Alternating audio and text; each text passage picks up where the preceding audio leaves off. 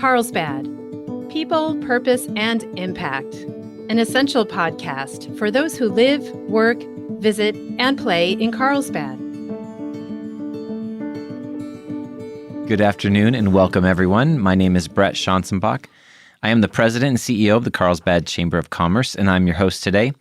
And I'm pleased to have with me Andria Taylor. She is the Chief Talent Officer at TalentXponential. Thanks for joining me, Andria. My pleasure, Brett. Glad to be here. Yeah, good to have you. So I know we were chatting right before we went live here, and yes, I do a little digging and background stuff, and you have a fun, interesting background. Undergrad degree local here at UCSD. Yes, which is why I'm back here in the area. Yes, it took me a while, but couldn't wait to move back. And then a master's from North Carolina State University. Go Wolfpack. But there was also this American University in Cairo? Yes. That's so at pretty UC unique. the UC system has a very interesting junior year abroad program. And so I had gotten interested in the Middle East and Egyptology actually in fourth grade. Oh my goodness. And so I always wanted to go explore. And so when the opportunity came for a junior year abroad, I hadn't kept up my language, so the American University in Cairo was an option. And I can't believe my parents let me get on a plane as a junior in college and go over. And can I tell you a fun fact? Yeah, absolutely. So we had a professor. There's a lot of other UC students. So we had a professor from UCLA. His name was Malcolm Kerr. And he was kind of the shepherd for us, for the students. Yeah. And they had a house in the American community outside Cairo. He was Steve Kerr's dad, who's the coach for the Warriors. The Golden State Warriors, yeah. The Golden State Warriors, so. Wow. Okay, that's interesting. And of course, Steve Kerr actually was a player at one point who won a couple of championships himself. He did. Very fun. So yeah, fun background from San Diego to Cairo to North Carolina and back. Yes. Back to Napa, actually. Back to Napa, yeah. Back to and San I saw that Diego. too. So, and then that was your university experience. Your professional experience is also interesting. Healthcare with Kaiser and St. Joe's. And then, well, before I go to the next one, I have to mention St. Joe's. So St. Joe's, I know it talked about St. Joe's as like a healthcare large system. But is it associated with the Orange County St. Joe's? Or? It is, exactly. Oh, okay. Yeah. So actually now it's part of the last number of years. It came together with Providence. It's actually a really large healthcare. And it's funny because when I joined, it was St. Joseph Health. And it was the Sisters of Orange. But I thought it was Orange, France. And then I learned it was Orange County, not Orange France. Orange France, but very large. Funny. So from Alaska to Texas. Yeah. And loved working in healthcare. It's one of the most complex, but I think important industries to be in because it's sort of where life happens. So great experience developing leaders within healthcare. Yeah. Well, and complex is the perfect word for it. It is very complex. You nailed it. I was born at St. Joe's in Orange County. Were so you really? It stood out to me, yes. That's great. Yes. As a young child. Oh, wait. As no. a very, very, very As a very young child. Yes. But then you got into wine. I did. So, I've worked in leadership development for quite a while. I worked in nonprofit. My first job out of grad school was with a large construction company, consulting firm. And then when I had twins, I moved back. I saw that, by the way. Yes. Yes, that's my superpower. I moved back to Napa because my family was there. Nice. I just needed the family help. And so, but my children were very young and I had left a full-time job, sold my house, completely downsized. And so I was like, oh my goodness, I need out of the house. And so, what else do you do in Napa? It's very much about hospitality and wine. So I looked around and I got a job in a small tasting room, which quickly grew. They had a great sales team, quickly grew. It's in Yountville, right near the French Laundry, which is like one of the nicest restaurants in the world. But it was so fun because I learned all about wines. I drank way above my budget. And actually, I did that off and on for 3 or 4 years while the kids were growing up, did some consulting in my field. And then I thought, I really need to get back to really what I love doing, which is helping grow people, develop people. Wonderful. What a fun little journey. So healthcare, wine, nonprofits, but all around, or a lot of it around talent development and leadership. And I love what it says here that your goal is to ensure that companies have the right people in the right roles at the right time. So those are three very interesting factors. Why don't you share about that a little bit? Be glad to. Well, when you think about growing companies, companies have a strategic plan. They have a strategic business plan. But to enable that strategic business plan, you've got to have a strategic people plan, which is just what you said, Brett. You've got to have the right people. So you've got to identify those people.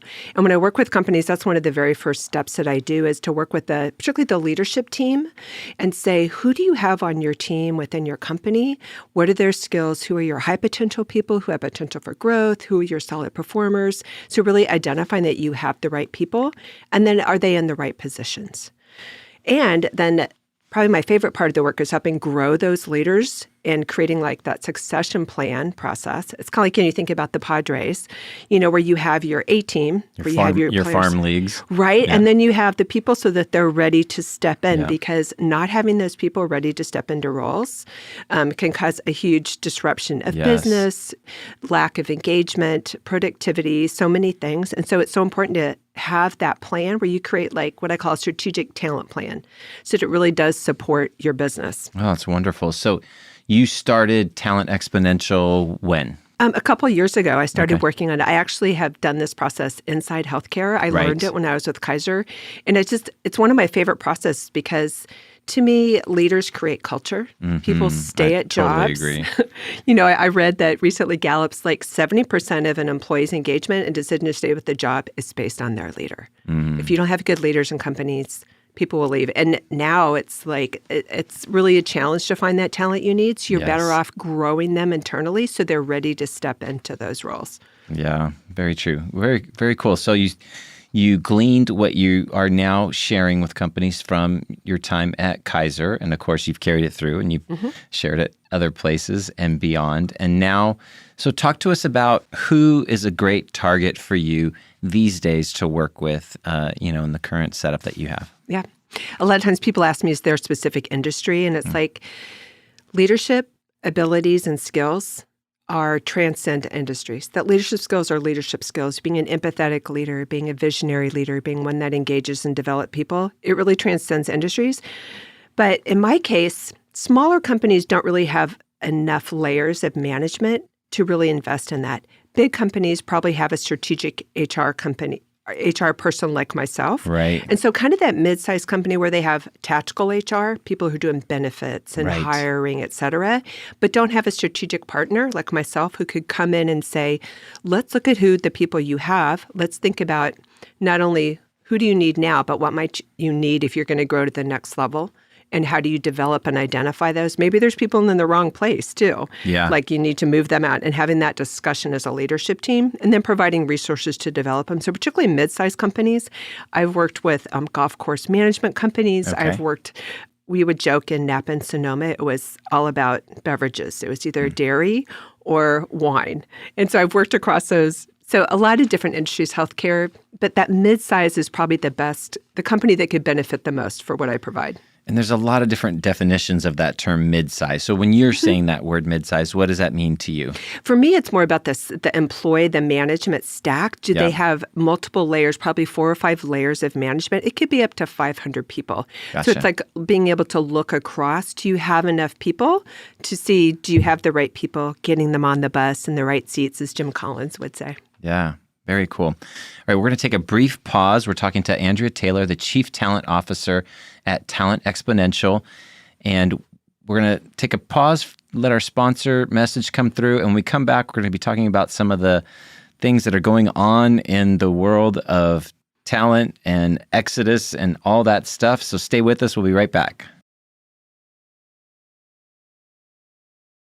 We just were talking about how your ideal kind of client and where you see yourself fitting. And I feel like what you're doing is so important. And I know we've touched on this kind of briefly in our discussion already, but I want you to kind of look at it. I was looking at your website and a couple of things jumped out at me. So most recently I heard from the U.S. Chamber of Commerce that the latest job statistics say there's 11 million job openings right now in the country, which is 5.3 million more openings than there are even people on unemployment right now. That is staggering. It is staggering. And so you talked about how important this stuff is because how difficult it is to find the right people. And is that part of what you do, is help them to find the right people if they don't have the right people in the right places at the right time? I mean, it's a great statistic. I think the other part of that, Brett, is that since the pandemic in 2021, I read that 47.4 million Americans left their job. Yes. So it's like match that with so many people have left, and then there's a lot of job openings more than people. So my work primarily is like, I feel like it benefits the company, it benefits the employees, and just creates a better culture if you can grow from within. Yes. I don't do the talent recruitment, but I have partners that I work with on that because I would rather grow your talent from within. Yeah. But like it's not always possible. You don't always have that talent within. If you can grow within, there's a better benefit. The research also says if you hire, particularly at the C-suite level, someone from outside, it takes you longer to find them. You're going to pay them more, right? Because that's when you negotiate the most money, is when you move into a new role. They take longer to acclimate. They don't know your culture. They're learning their roles. I've seen that go sideways where people come in with different visions on the leadership team. Yes. And they don't stay as long. Yeah. And you might have a longer gap. You know, the average is, I read 73 days. I have never seen an executive come from outside in 73 days. I see 4 or 6 or 9 months for them to come in. Right. I agree with you. Probably the higher the potential paying that executive position is, the longer it takes, it feels like.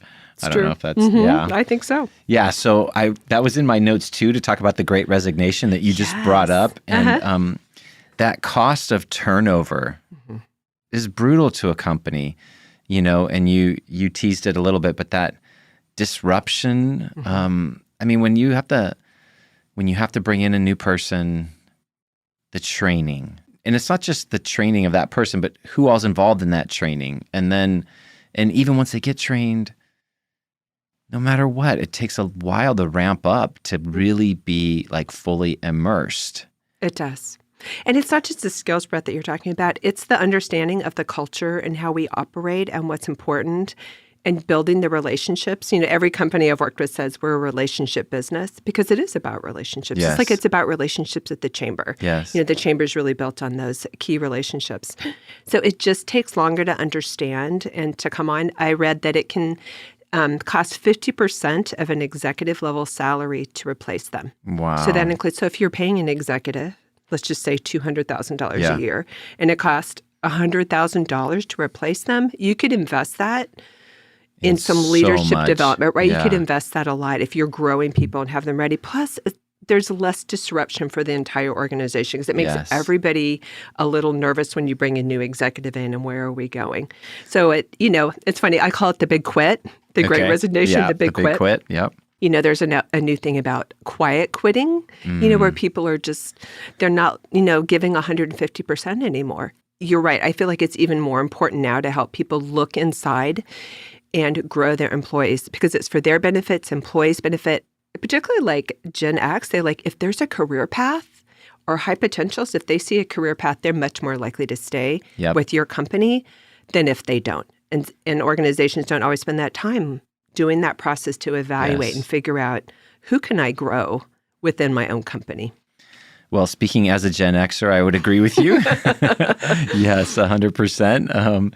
If there is no path, you're going to disengage. And that quiet quit, I think I might have read it on your website, or it must have been on your website, or maybe some of the other thousands of data points that I get. But, that quiet checking out, disengagement. And that's so expensive for companies to have people just going through the motions, but not really pulling their weight or however you'd want to phrase it, but it's so expensive. It is. That's one of the things I do, like when working with leaders, once a company's identified those key people they want to develop, is creating an individual development plan, and then running cohorts with leaders, a couple people from this company, a couple people from another company, because they can learn from one another, really engages them much more. They work on projects for their companies together.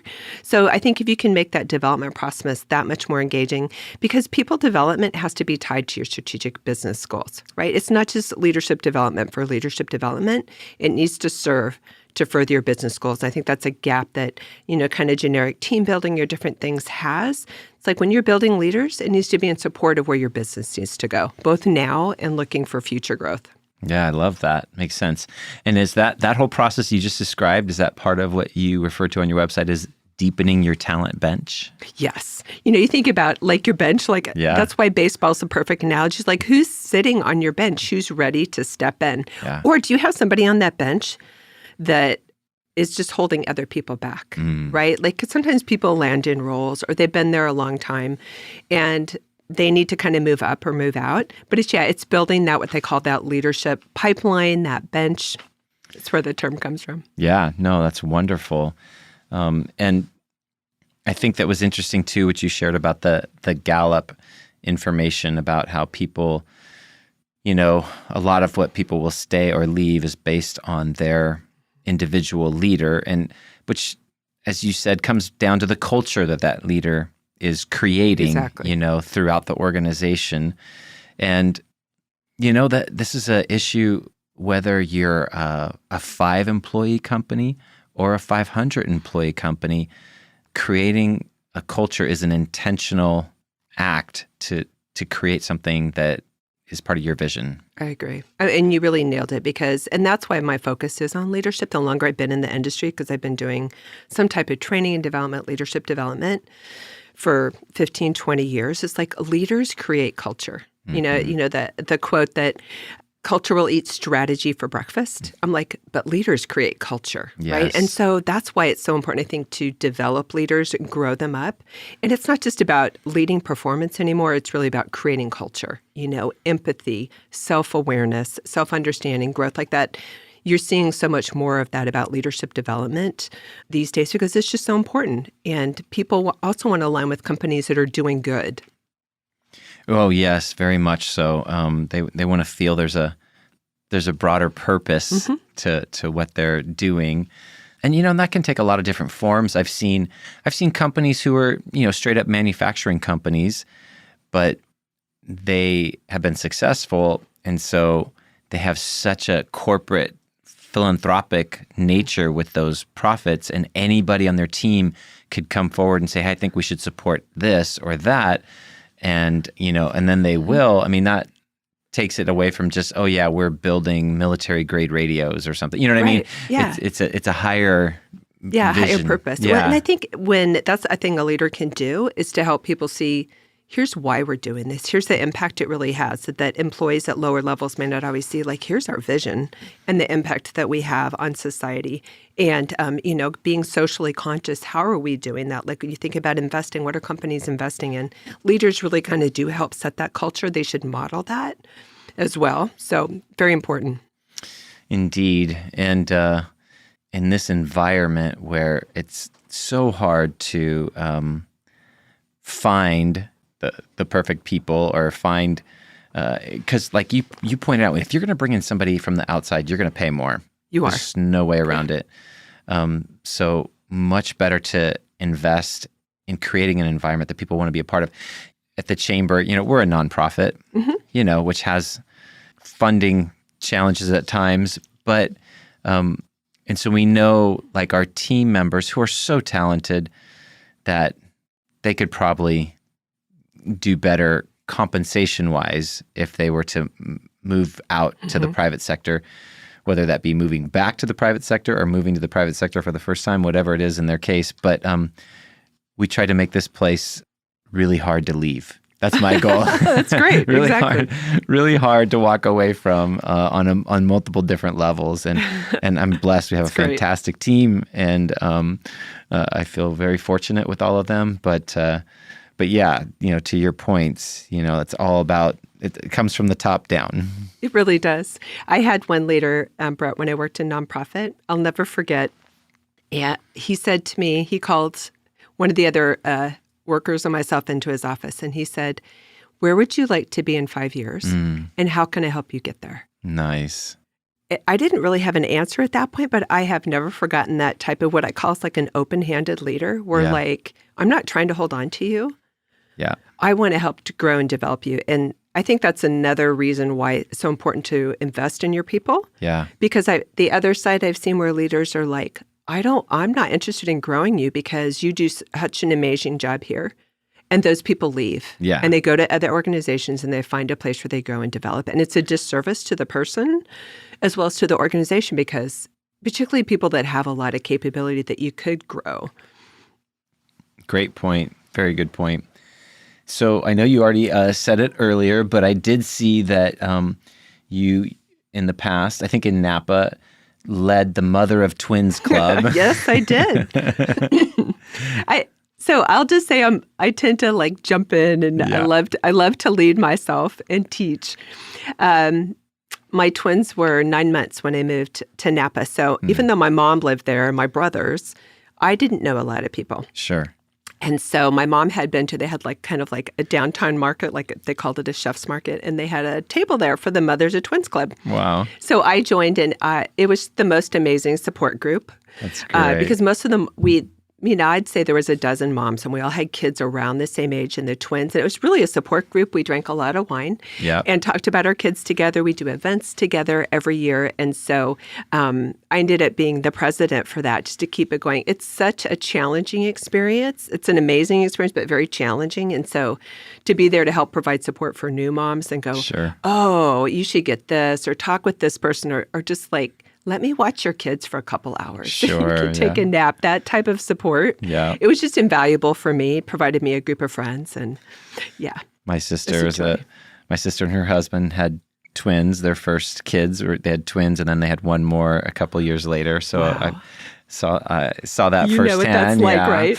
But so I have to ask though, with your red hair, did either of your twins get your red hair? No. No, neither of them, huh? No, when my son has like lighter, but it's more like light brown, and my daughter's a little bit darker. So the reason I asked, my father and his sister were both redheads, and none of their kids were. But now I have 4 redheads. I've heard it skips a generation. I've heard that too. So it's very funny. And my sister has 2, a redhead and a strawberry. So there's my dad has like something like 6 redheaded grandkids, but none of his own children were redheads. It's funny.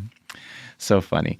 So how can people get in touch with you if they want to learn more and, find out if you guys might be a good fit to work together? You bet. So my website is TalentXponential with the X, and you can welcome to reach out to me online. Check my website. Give me a call. So that's Talent, TALENT, and then Xponential is XPONENTIAL. It is correct. TalentXponential.com. Yes. So I guess we're just missing the E for Xponential. We are just, yes. No, it looks very cool, but I just wanted our viewers who can't see this. Right, exactly. To know exactly because there is one with an E and mine's without the E. Yeah. So, and I attend almost every chamber event. So you can also connect with me at the chamber. Wonderful. Give me a call. Can I get my phone number as well? You may. Okay. It's 619-777-6227. So feel free to call me there as well. Wonderful. Well, we appreciate you being a member of ours and being so engaged. And your work is so important for companies right now. And I'm really glad we had a chance to kind of chat about this and open up these topics. And, companies out there, don't take this lightly. Don't put this off. It'll come back and bite you on the backside if you just ignore these kind of cultural things. There's never the perfect time. But it's time. Do it. It is. It's the right time to do it. Thank you, Brett. Thank you.